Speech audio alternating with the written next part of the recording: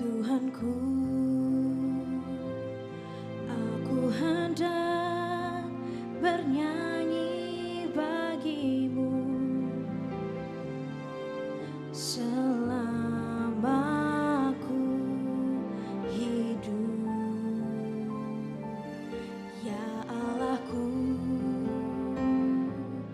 aku hendak bermazmur bagimu selagi ku ada. Inilah yang ku renungkan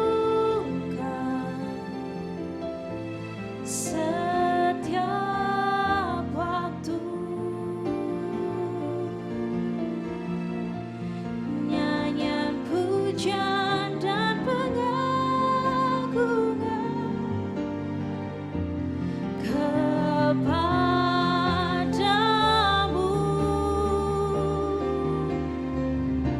Biarlah manis kau dengar, Tuhan, manis kau dengar, Tuhan, dan hatiku bersuka karenamu. Pagi hari ini kami mau menyembah Engkau Tuhan Yesus. Ya Tuhanku, aku hendak bernyanyi bagimu selama aku hidup. Ya Allahku, ya Allahku,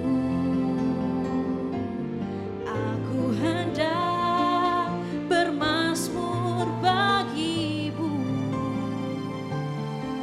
selagi ku ada. Inilah yang ku renungkan setiap waktu ya Tuhan, setiap waktu, nyanyian pujian dan pengagungan kepadamu.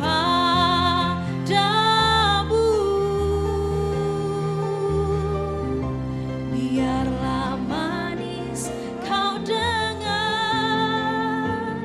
Tuhan, manis kau dengar, Tuhan, dan hatiku bersuka karenamu. Inilah yang kami renungkan, inilah yang ku renungkan setiap waktu, nyanyian pujian dan pengagungan kepadamu.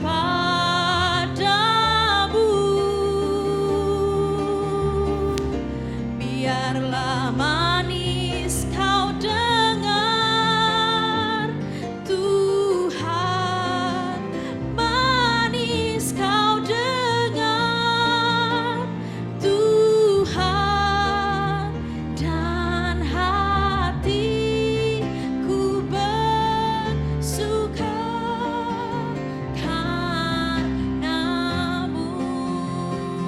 Mari yang di rumah-rumah sembah Tuhan Yesus.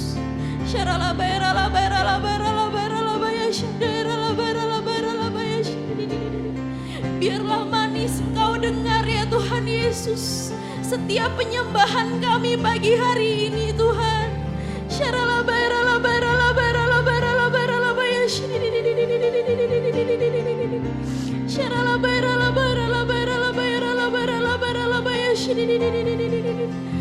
Haleluya Yesus.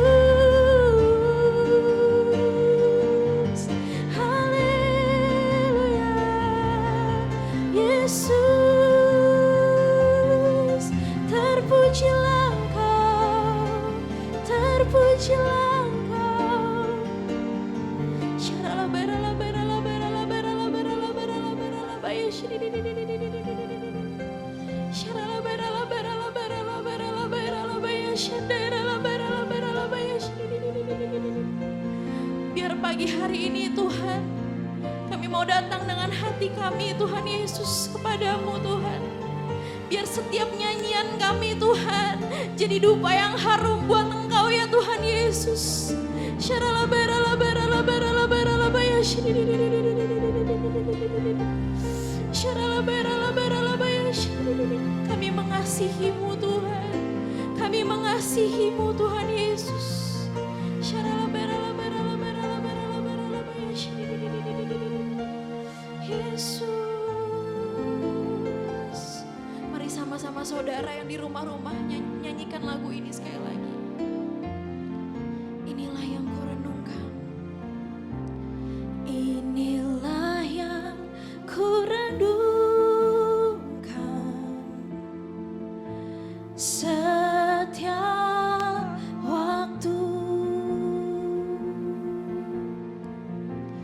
Nyanyian pujian dan pengagungan buat Tuhan Yesus kepadamu. Oh, biarlah manis kau dengar Tuhan, manis kau dengar Tuhan, dan hatiku bersuka karenamu. Inilah yang ku renungkan setiap waktu, setiap waktu. Nyanyian pujian dan pengagungan kepadamu. Oh, biarlah manis kau dengar Tuhan, manis kau dengar Tuhan, dan hatiku bersuka karenamu, dan hatiku bersuka, dan hatiku bersuka, dan hatiku bersuka, dan hatiku bersuka, dan hatiku bersuka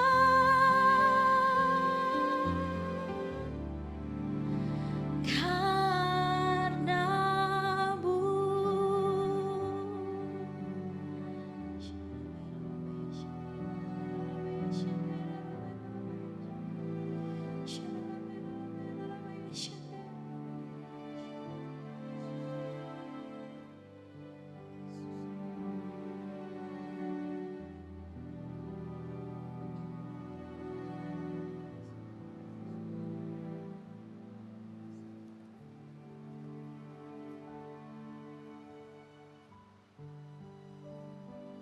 Shalom.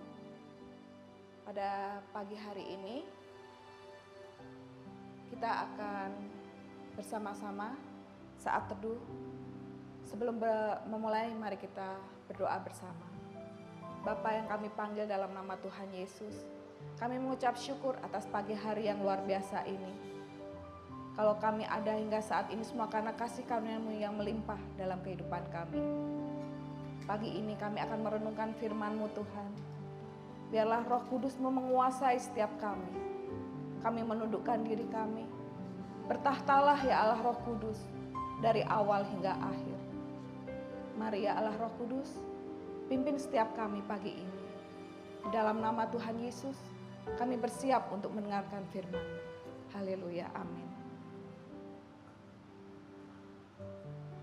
Saudara terkasih, pada pagi hari ini kita akan berbicara tentang Mazmur ayat 24, 3-5, di mana orang yang bersih dan murni hatinya. Pemazmur menegaskan bahwa tidak semua orang dapat naik ke gunung Tuhan. Kata gunung mempunyai pengertian kemuliaan Tuhan dan tempat kediaman Tuhan. Hanya orang-orang pilihan yang dapat naik ke gunung Tuhan. Sebab Tuhan adalah kudus. Tanpa kekudusan tak seorang pun layak untuk menghampiri tahtanya. Yang boleh naik ke gunung Tuhan adalah orang yang bersih tangannya, yang tidak menyerahkan dirinya kepada penipuan dan yang tidak bersumpah palsu. Jelas sekali bahwa tidak sembarang orang dilayakkan untuk menghampiri hadirat Tuhan. Salah satunya adalah orang yang memiliki hati yang murni. Ini berbicara tentang motivasi hati atau kekudusan batin seseorang. Hanya orang yang murni hatinya yang akan melihat Tuhan. Hati yang murni adalah tulus. Tidak ada maksud terselubung, transparan apa adanya, tidak ada kepalsuan, bersih, jernih, dan tidak ada hal-hal jahat yang tersimpan di dalam hati. Karena itu, kita harus menjaga hati kita, sebab dari hati akan terpancar kehidupan. Hati kita dapat menentukan arah hidup kita, karena dari hati timbul segala yang jahat. Karena yang diucapkan mulut meluap dari hati. Pendapat orang pada umumnya bahwa yang perlu dijaga itu adalah harta milik atau aset, kesehatan, anak-anak, suami istri, bisnis kita, pikiran dan lain sebagainya. Pendapat tersebut tidak salah. Karena memang semua yang disebut penting dan layak dilindungi atau diproteksi. Tetapi dalam kutipan firman Tuhan di atas, ternyata kita diperintahkan untuk menjaga hati kita dengan segala kewaspadaan. Kata kewaspadaan terbentuk dari kata dasar waspada. Dalam Kamus Besar Bahasa Indonesia, waspada diartikan dengan kata berhati-hati dan berjaga-jaga, bersiap-siap. Jadi, jagalah hatimu dengan segala kewaspadaan. Menunjuk kepada sikap dan tindakan berjaga-jaga, berhati-hati dan bersiap siaga, membentengi hati kita dari segala hal yang mencoba untuk mematikannya. Dengan demikian, hati kita menentukan arah hidup dan iman kita. Ada relasi yang kuat antara hati kita dengan jalan kehidupan yang kita tempuh. Dunia mengatakan bahwa kecerdasan atau intelektual kita yang menentukan jalan kehidupan kita. Tetapi firman Tuhan menegaskan bahwa hati kitalah yang memiliki peranan dan kunci penentu jalan kehidupan kita. Itu sebabnya sebuah pernyataan yang sangat bagus sekali yang pernah saya dengar beberapa tahun yang lalu. Di tahun 2019-2020, kalau saya pribadi boleh mengalami masalah menjaga hati ini, saya masih ingat pernyataan itu sampai sekarang. Dan pada kesempatan ini, saya ingin mengulangnya. Hati-hati menjaga hati, karena hati sering disakiti oleh hati yang kurang hati-hati. Saya menang Bapak Ibu Saudara.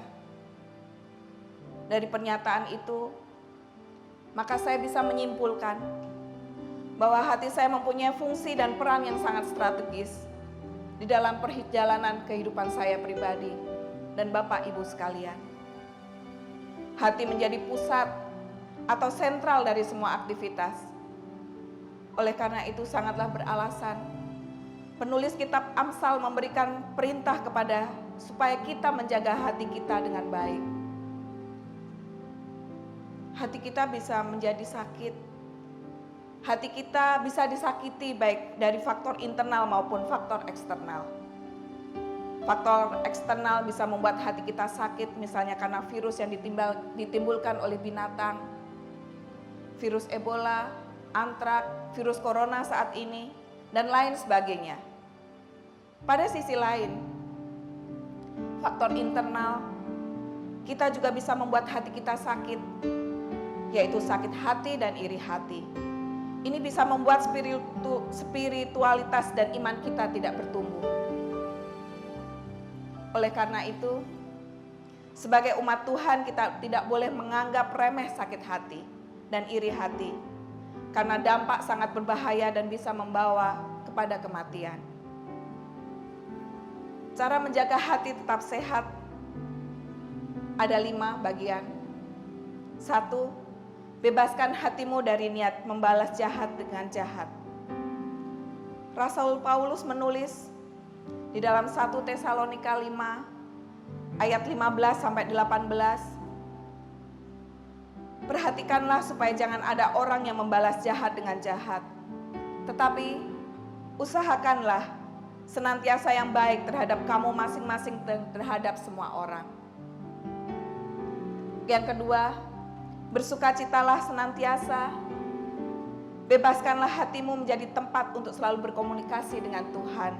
Di dalam 1 Tesalonika 5 ayat 17. Tetaplah berdoa. Dan yang keempat, bebaskanlah hatimu untuk senantiasa bersyukur kepada Tuhan.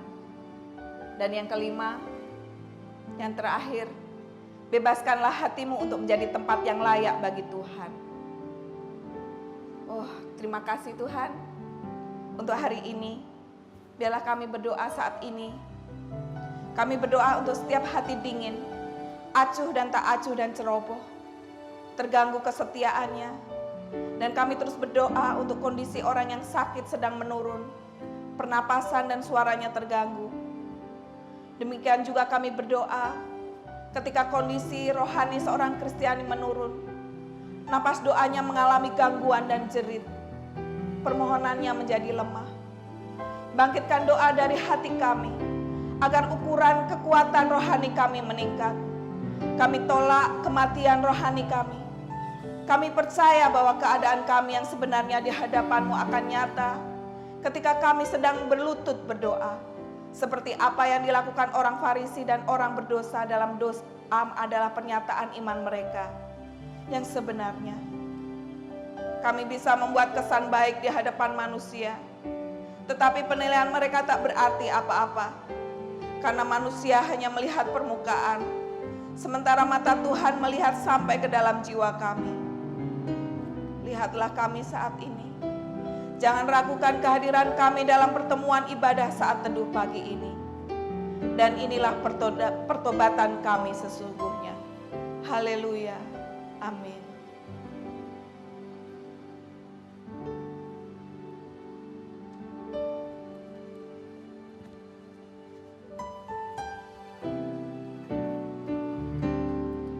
Allah